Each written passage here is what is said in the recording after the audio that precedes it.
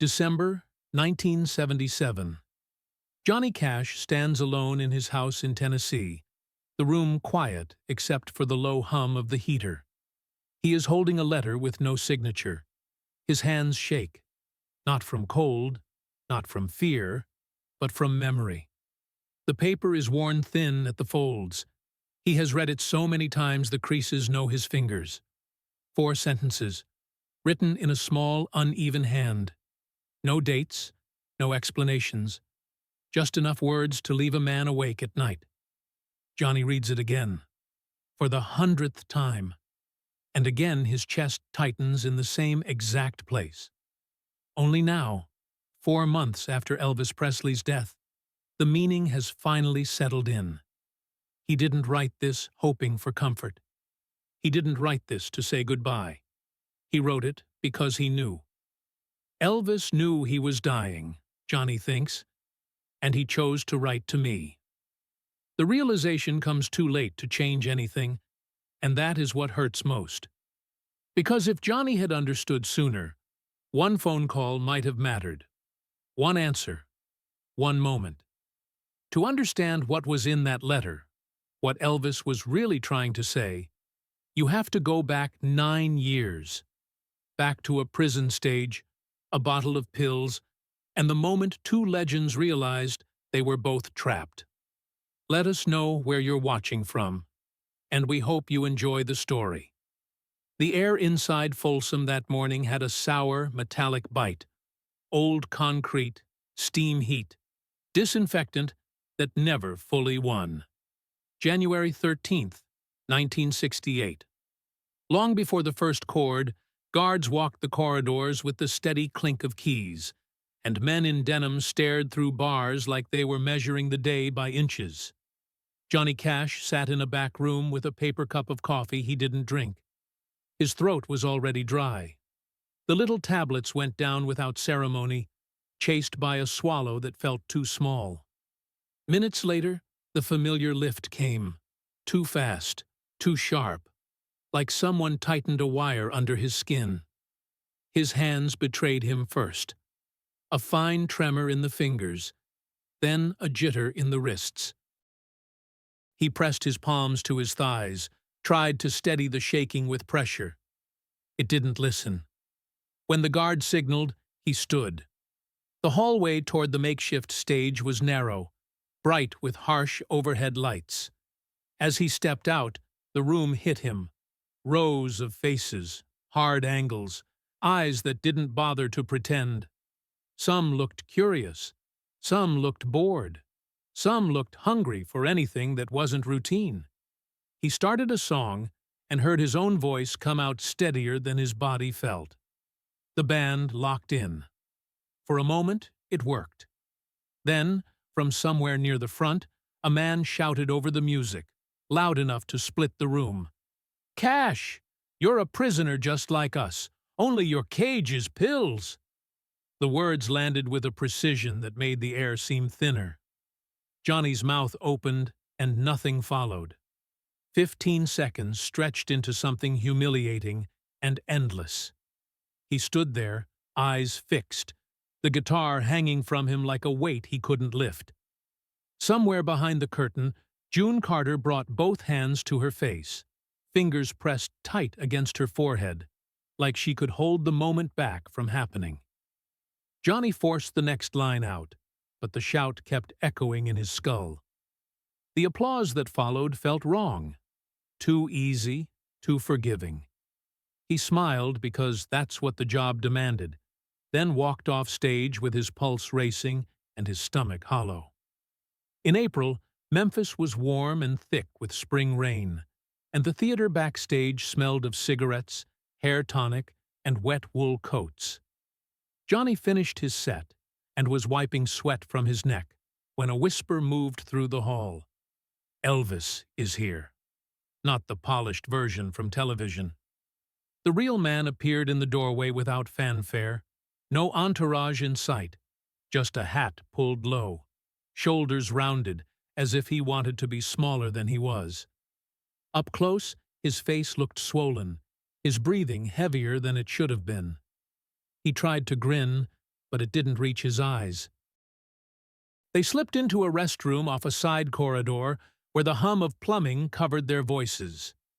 Elvis locked the door, then leaned on the sink like it was the only steady thing in the room. His pupils were wide. His lips looked dry. He pulled a bottle from his pocket and held it out, the rattle inside louder than it had any right to be. "Colonel gives me these every day," he said, almost casual. "Says they're vitamins." Johnny didn't touch the bottle. He didn't need to. The shape, the color, the stamped markings, he'd seen them on his own palm. The realization made his own mouth go cotton dry. Elvis swallowed, breathing through his nose like it hurt. "I don't remember half my movies," he admitted. "I just wake up on sets. Folks tell me I did fine. I can't even tell you what the scenes were." Outside, success roared. Sold-out shows, headlines, people who would die for a handshake. Inside this small room, two grown men stood with the same thirst and the same fear, both guarded by invisible fences. Managers, schedules, money, and men who always seemed to be protecting them. "We should talk again," Elvis said, voice dropping. "In a month. We got to talk about this. We're the only ones who understand." Johnny nodded, because it felt like an agreement with gravity. They separated into opposite corridors before anyone could notice. A month later, no call came. No door opened. Somewhere, Colonel Parker heard about a locked restroom and a bottle that wasn't vitamins, and the line between them tightened into silence. The warning didn't come straight to Johnny. Nothing ever did anymore. It moved through layers, assistants, lawyers, people who spoke softly because they were afraid of being overheard. It was June 1969 when the message finally reached him, delivered by a manager who wouldn't meet his eyes. Colonel Parker had called. Not Johnny, never Johnny, but someone close enough to pass it along intact. The words were precise, practiced. If Cash continued reaching out to Elvis, both careers would suffer. There was a pause after that, just long enough to be intentional. Then the second part landed, quieter but sharper. Parker knew about the pills, about the doctors, about the nights Johnny didn't remember how he got back to the hotel. It wasn't a threat written on paper. It was worse, spoken, deniable, impossible to prove. Johnny hung up and sat alone in the room, staring at the wall like it might explain something. The paranoia he'd lived with for years suddenly felt justified.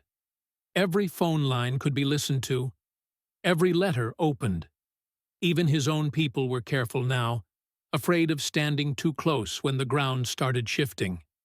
In July, he married June.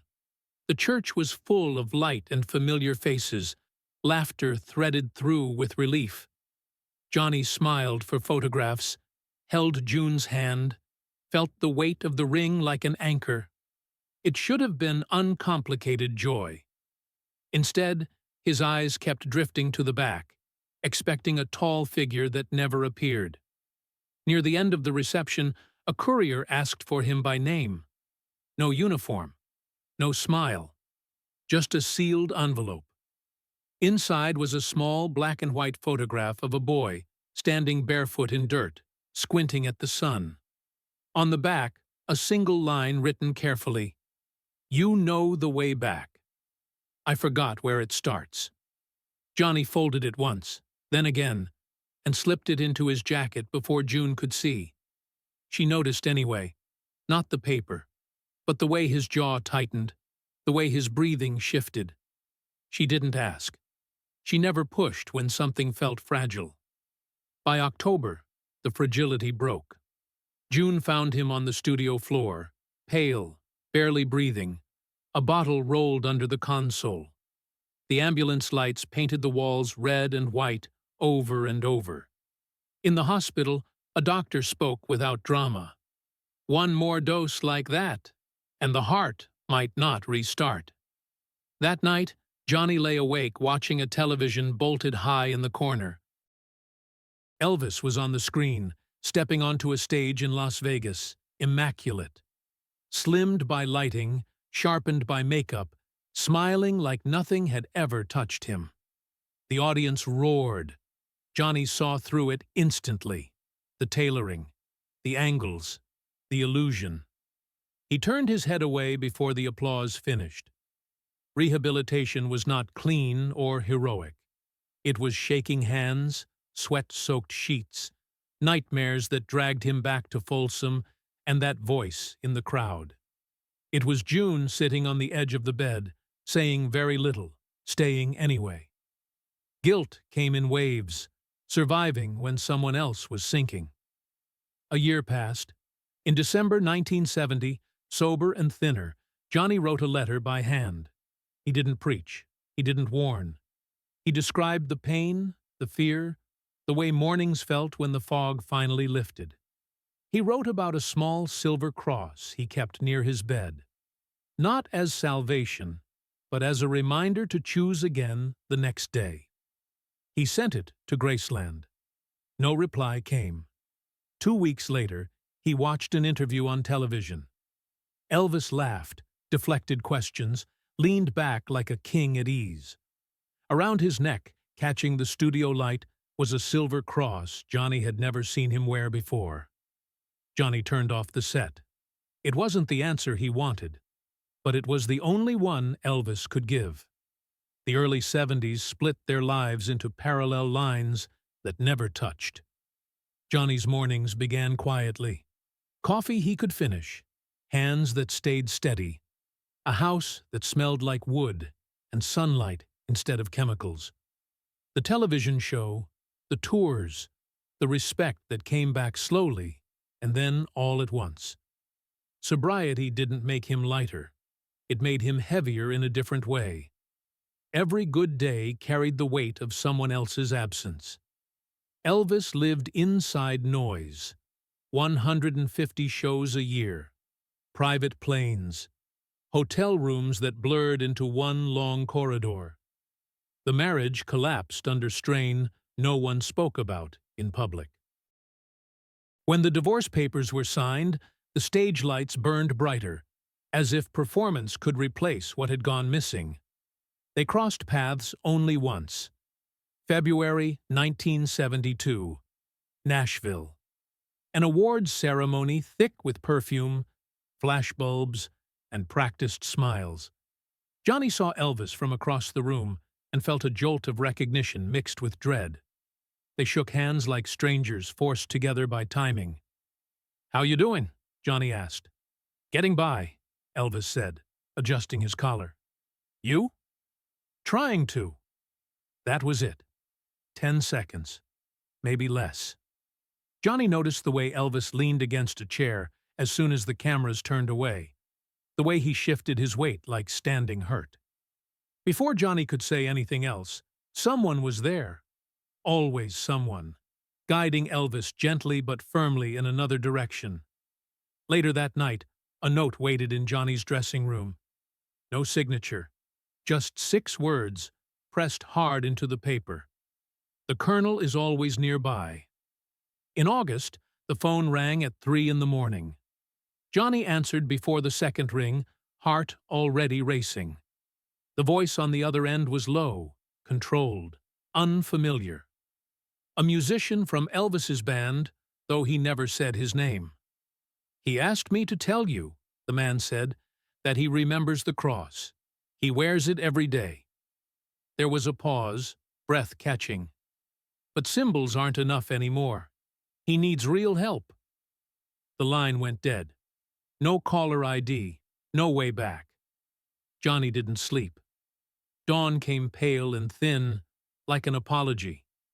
He sat at the kitchen table until June found him still dressed, staring into nothing.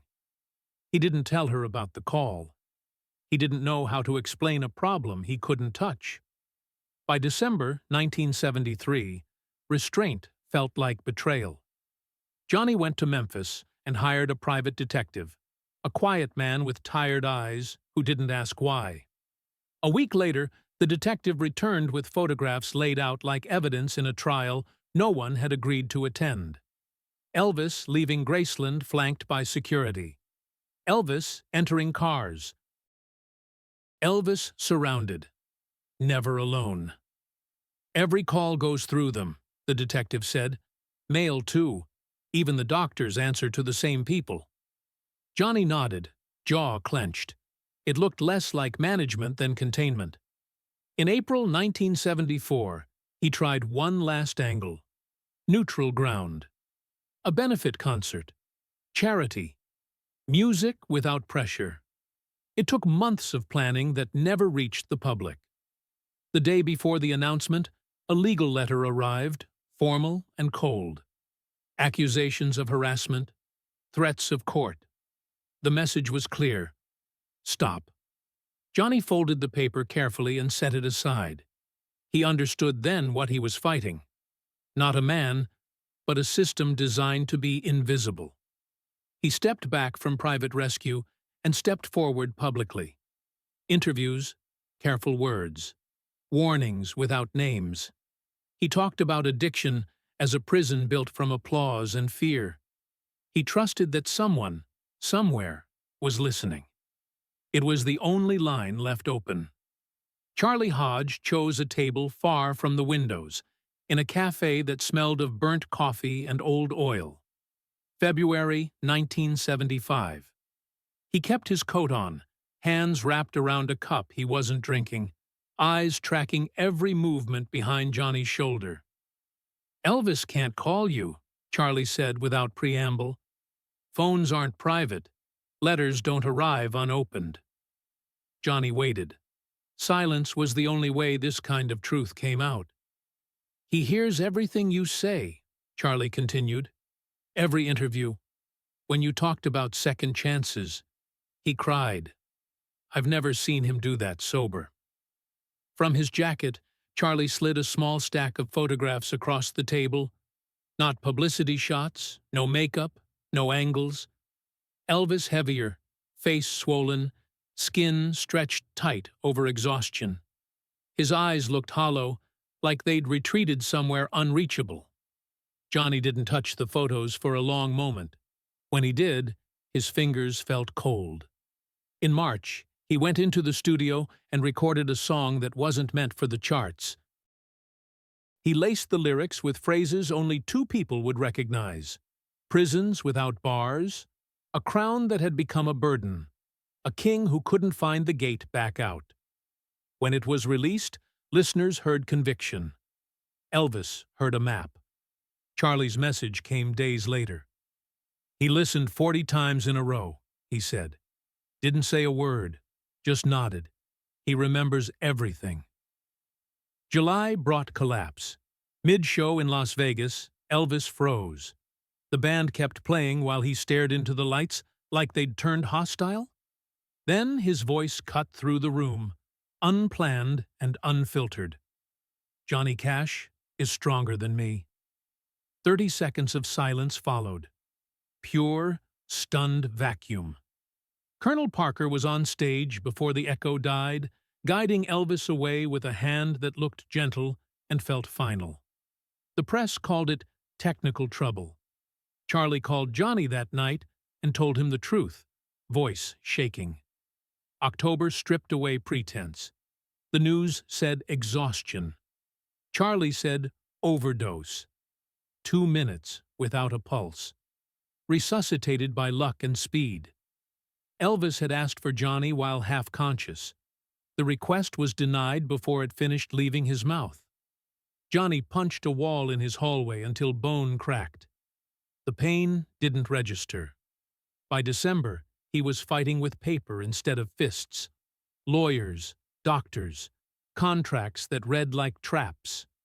The numbers stunned him. Half of everything, signed away, locked in place by consent, given under pressure no court would recognize as pressure. There's nothing to challenge, the attorney said quietly. Not unless he walks away himself. March 1976 arrived with a single chance. 2 in the morning at RCA Studios. The building empty, lights low. Elvis came in slow, breath labored, body carrying weight it wasn't built for. Johnny barely recognized him. They sat across from each other and said nothing for 5 minutes. Then both started crying, unguarded and embarrassed and relieved. "I'm scared," Elvis said, "of waking up, of sleeping, of the stage, of silence." "Come with me," Johnny said. "Right now." Elvis shook his head. "He'll take my daughter." Johnny argued. Elvis didn't move. His hands trembled so badly he couldn't hold water. Needle marks traced his arms like punctuation. He spoke slowly, losing sentences halfway through. Then he took out a notebook, wrote with visible effort, and handed it over. "When it's over," he said, "tell the truth. All of it." Security knocked at 3:30. Time was up. They embraced. Elvis whispered, "You'll know when." Johnny watched him leave, each step a negotiation with gravity. At home, June said nothing. She just held his hand while the silence settled in. After that night at RCA, the mail became an obsession Johnny hated himself for. Not fan letters, not contracts. Anything with a Memphis postmark made his pulse jump. Then, in April 1976, the first postcard arrived. No message, only a drawing in shaky ink. A bird behind cage bars. A week later, another. Same cage. The bird smaller, its wings tucked tight, as if it had stopped believing in flight. By the third card, the bird lay on the cage floor, head turned to the side. Johnny set them on the kitchen table like they were medical charts. June studied the last one, longer than he expected. "He's saying goodbye," she murmured. Johnny called Charlie Hodge from a payphone, voice low as if the walls were listening. "How is he?" A tired exhale on the other end. "Worse. Way worse. The doctors say months, maybe a year, if nothing goes wrong." Summer brought proof on television. In August, a concert aired nationally, bright lights and applause, the kind of production that usually hid everything. Johnny forced himself to watch. He didn't blink. Elvis stepped out in a white suit that looked too tight, face glossy under stage makeup. He started strong, then his eyes drifted. A verse vanished. He stumbled into the wrong line, tried to laugh it off, then reached for the next song and couldn't find it. At one point, he went down, more a slow collapse than a fall. Two men in dark suits caught him and lifted him with practiced smiles, making it look like choreography. Elvis kept moving because stopping would have meant admitting it. Through the screen, Johnny saw something that frightened him more than the missed lyrics. Elvis knew exactly what was happening, and he couldn't stop his own body from betraying him. In October, Johnny did what he'd avoided for years. He gave an interview and spoke plainly about dependency in the business. No names, no accusations, just the truth of how protection becomes confinement. He described walls built around famous people and called them prisons. The reaction was immediate. Parker's camp issued a public statement dismissing him. Lawyers followed with letters that tried to sound official and calm, as if intimidation could be formatted into polite paragraphs. Johnny didn't back down. He just slept less. New Year's Eve arrived with family noise, food, forced laughter. At midnight, the phone rang. June watched Johnny answer and saw his shoulders tighten. Charlie's voice came through thick with alcohol and grief. "He remembers the promise," Charlie slurred. "Says you'll do it right." "What promise?" Johnny asked, heart pounding. "You'll know when the letter comes," Charlie said. "The last letter." The line clicked dead. By February 1977, the postcards stopped. Charlie stopped too. Then word drifted in from people who still had access. Parker had cleared the room. Friends dismissed. Old allies barred from Graceland. The circle tightened until only paid staff remained. Security, medical people, men who answered to someone else. In May, Johnny went to Indianapolis alone, hat low, glasses on, sitting far back where no one would look twice. When Elvis came out, Johnny's throat closed. The weight was shocking, the swelling, the slow, careful steps. But it was the eyes that broke him, focused past the crowd, like he was looking through a memory instead of at living faces. Mid-show, Elvis stopped and stared into the seats. His voice came out raw. "Where are my friends? Real friends? Johnny? Where are you?" The audience chuckled, thinking it was showmanship. Johnny didn't move. For an instant it felt like Elvis's gaze pinned his section of the hall. Then the band pushed forward, and the moment vanished, swallowed by noise. June brought the last warning in June, a morning call from Charlie, sober now, trembling. "He's writing," Charlie said. "He's clearer than he's been in months. He sealed an envelope. Your name is on it. He told me. Make sure you get it, no matter what." Johnny checked the mailbox every day in July, like a man waiting for a verdict. On July 20th, a letter arrived from Elvis's doctor, short and urgent. "Call him. He's refusing treatment. He wants to speak with you before the end." A private number was written at the bottom. Johnny sat with it for 2 hours. June didn't raise her voice. "Call." He dialed. Long rings. Nothing. Again, an hour later. Nothing. The next day, then the next. 3 days of silence. On the 4th, the number was disconnected. In mid-August, Johnny was on tour in Ohio. After the show, his manager walked into the dressing room with a face gone gray. "Johnny, the news. Elvis—" He couldn't finish. He turned on the radio. The announcer's voice was steady, almost gentle. Elvis Presley was dead. 42. Graceland. Johnny lowered himself into a chair as if the floor had shifted. No tears came. June wrapped her arms around him, and he whispered into her shoulder, barely audible. "I didn't make it. I didn't answer the last call." Johnny didn't go to Memphis that week. He knew what would happen if he did. The cameras, the questions, the way grief would be turned into spectacle. He stayed home, curtains drawn, phone unplugged. The world mourned loudly. He mourned in silence. On the morning of August 17th, someone knocked at the door. June looked through the window first. A man stood on the porch with no uniform, no clipboard, holding a large cardboard box sealed with brown tape. When Johnny opened the door, the man spoke quickly, like he'd practiced and wanted it over. "From Mr. Presley. Personally, for Mr. Cash." Johnny stared at him, searching for explanation, but the courier was already turning away. No name. No signature. The car was gone before Johnny could ask a single question. The tape bore a stamped date. August 12th, 1977. Johnny carried the box into his study as if it weighed far more than it should. He closed the door. June stayed outside, leaning against the frame, listening. Inside, the contents felt unreal.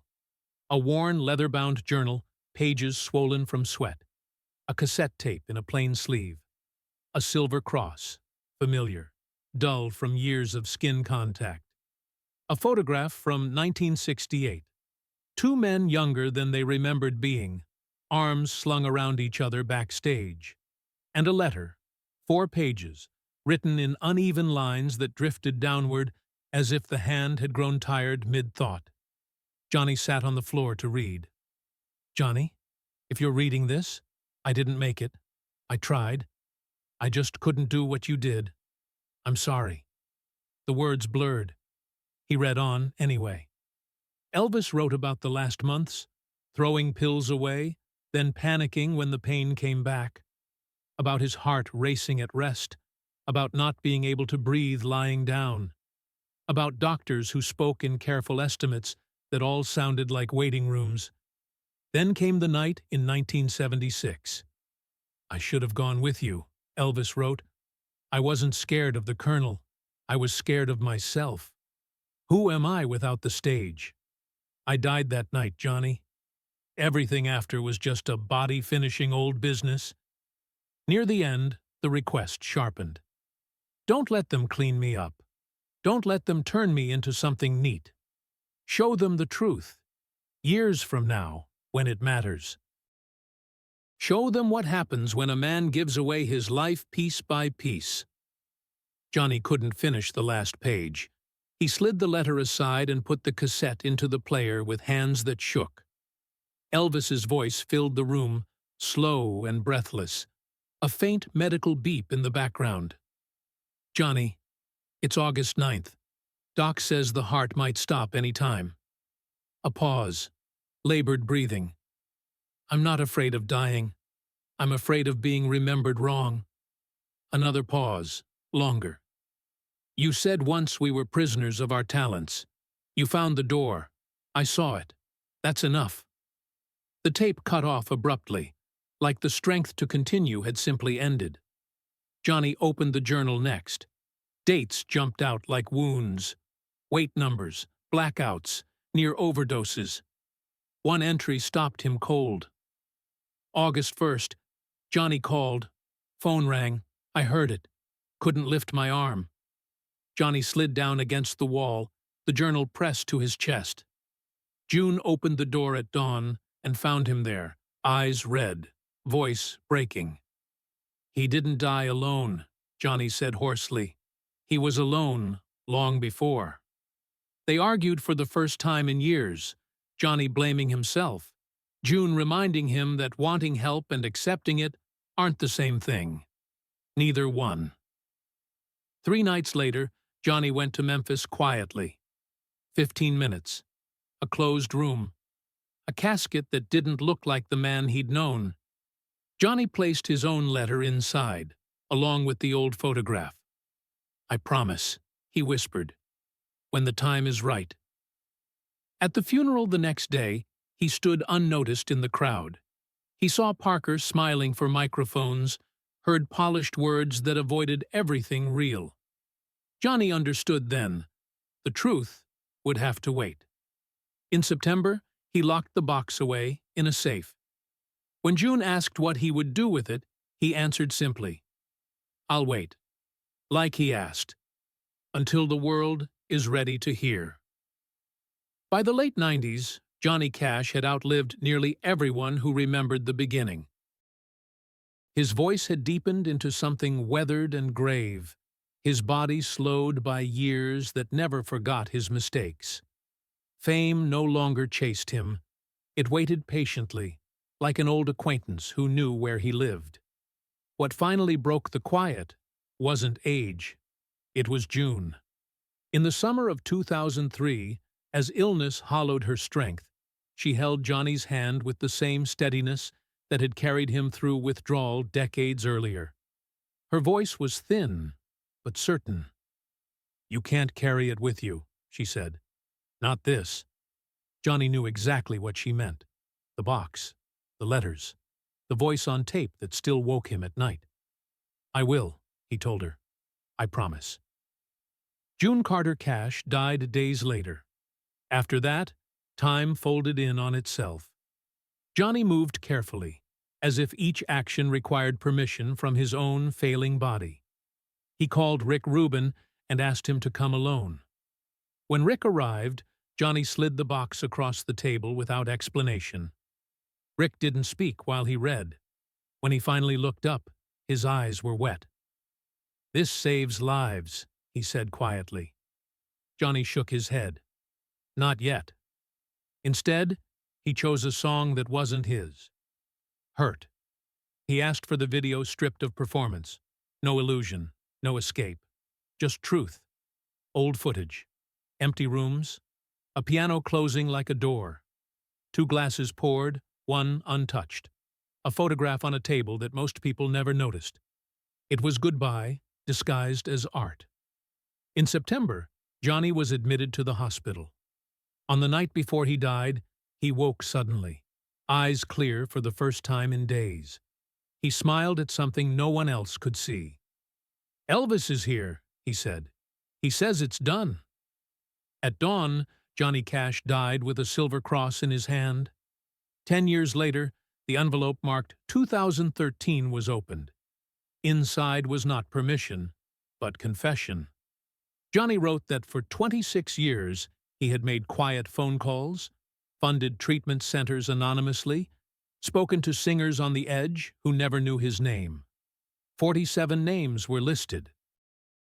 Some survived, some didn't. One never answered. "I couldn't save him," Johnny wrote, "so I saved who I could." When the letters and recordings were released, the reaction was immediate and overwhelming. But the final word came from someone else. Lisa Marie Presley stepped forward and held up a letter written days before her father died. "Johnny Cash," Elvis had written, "was my true brother, the only man who saw me without the crown."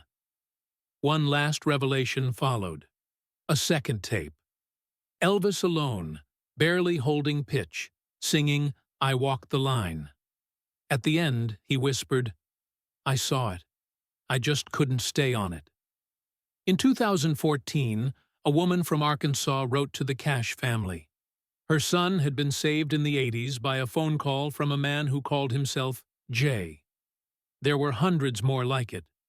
Johnny never spoke about those calls. He didn't need to. 2 silver crosses now rest side by side in the museum. And when Elvis's broken voice loops softly in the final room, the truth settles in quietly. Johnny Cash didn't save the man the world worshipped. He saved the ones the world never knew. And through him, Elvis finally did too.